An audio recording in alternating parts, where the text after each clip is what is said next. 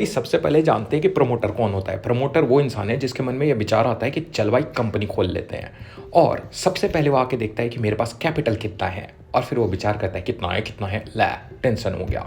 पर उसको लगता है मेरा आइडिया तो 100 करोड़ का है, तो क्यों ना मैं अपने कैपिटल को छोटे छोटे पार्ट में डिवाइड कर दूं और लोगों को शेयर कर दूं, बांट दूं या शेयर कर दूं। तो share is a part of capital, smallest part of capital.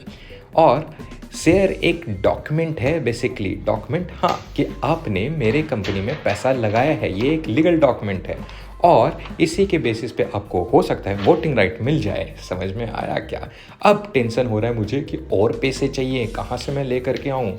जी हाँ, लाइबिलिटी से उठा लूँगा, यानी लोन उठा लूँगा। अब लाइबिलिटी से उठाऊँगा, हाँ, पर लाइबिलिटी इतना देगा कौन? फिर टेंशन हो गया। तो एक काम करता हूँ, लाइबिलिटी को भी छोटे छोटे पार्ट में मांगता हूँ। Smallest part of liability is known as debenture.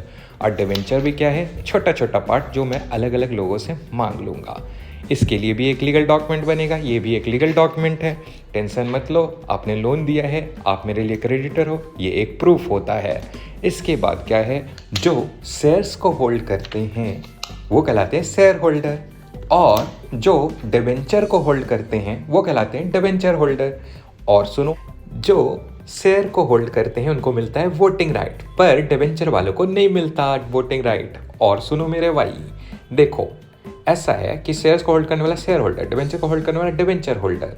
Debenture holder को मिलता है इंटरेस्ट, जबकि शेयर होल्डर को मिलता है जी डिविडेंड। इसके सिवा और कुछ जानना है तो लाइक कर दो भाई।